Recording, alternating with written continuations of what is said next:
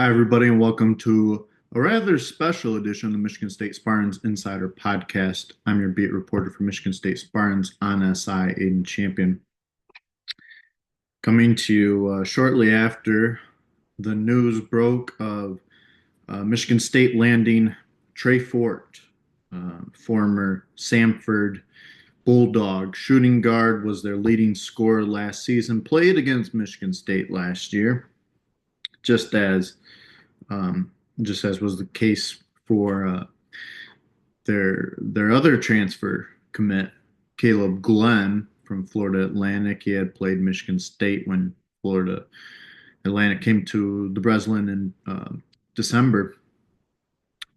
Two guys from smaller schools. That was the case when Michigan State brought in two transfers last year with Frankie Fiddler and um, Shimon Zapala. So um, that may just be because, frankly, Michigan State got off to a little bit of a late start to hitting the portal this spring. But nonetheless, these are two very talented guys who I do think can compete at the Big Ten level and thrive.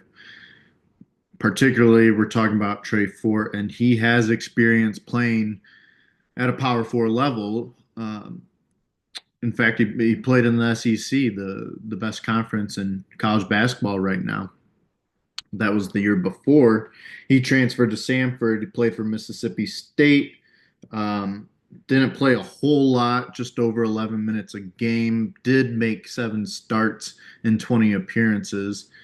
Um, Scored 5 points a game. Wasn't a huge contributor there. But with Samford, was their leading scorer, as I said, 14.6 points per game.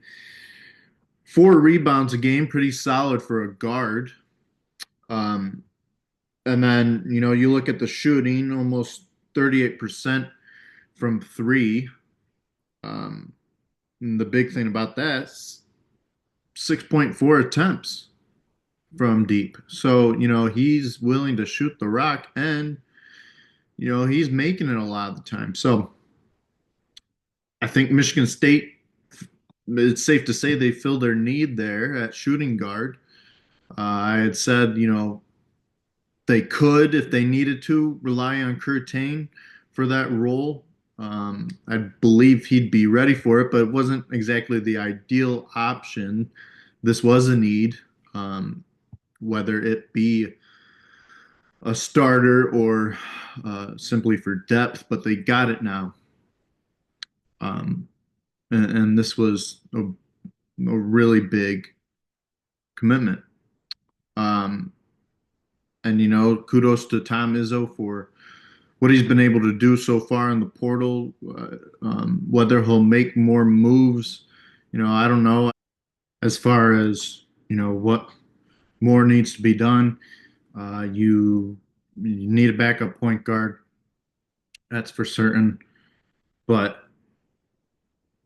other than that, I think you're pretty set with what you got. I mean, if they needed something, you could say they needed another big, but I think they got you know solid pieces there, and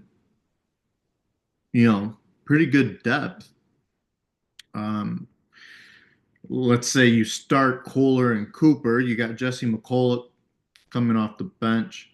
Um, would be your center, and then Cam Ward at uh, at the four, and then let's assume you start Colin Carr. You got your backup wing and Caleb Glenn. Um, but I mean, there's multiple ways you can go with it. So yeah, if they really wanted to, they could go for another big man, but I think they're pretty set, honestly.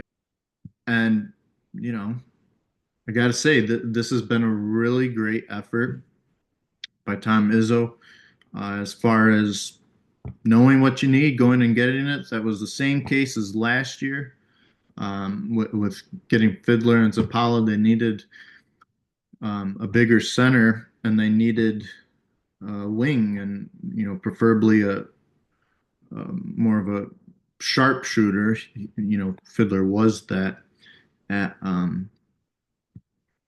Omaha. Wasn't necessarily that though at Michigan State, but still was a turned out to be a really solid backup piece for this team. But yeah, I mean, and Izzo's not necessarily he's not being greedy. Not just going for whoever is out there. And at least that by the looks of it, I guess I don't know what's going on behind the scenes, but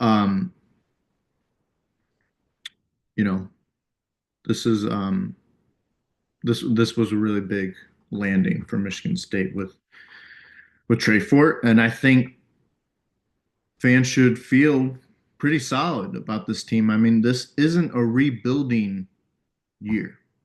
You set the bar this past season with the Elite Eight. Not saying you necessarily need to get back to that point. I mean, with every passing year in Izzo's career, yeah, you want to, and it feels like time is ticking. But um, as far as expectations go, we you don't really know what that is until you get deeper into the season. So we're only in April right now. But what I do think, no, they're not in rebuilding mode, um, but they're a conference contender again.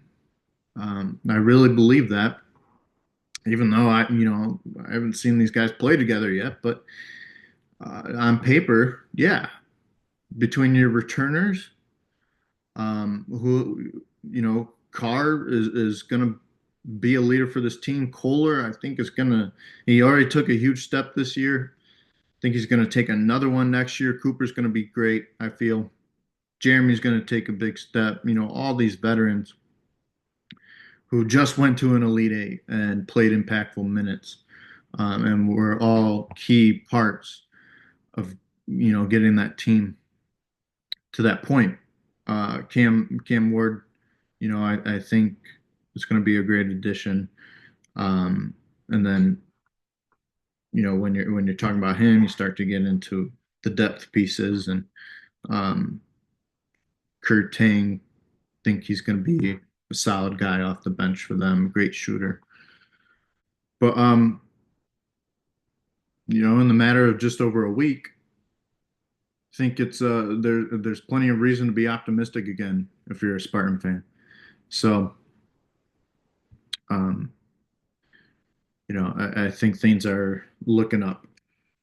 As always, thank you everyone for tuning in. We'll keep you updated with you know any more portal news, and any other Michigan State breaking news of any kind. And you can read that at Michigan State Spartans on SI. And we're giving you tons of content every day, that you can follow along with. And we keep you covered. So again, thank you, and have a great rest of your weekend, and have a great Easter. Thanks.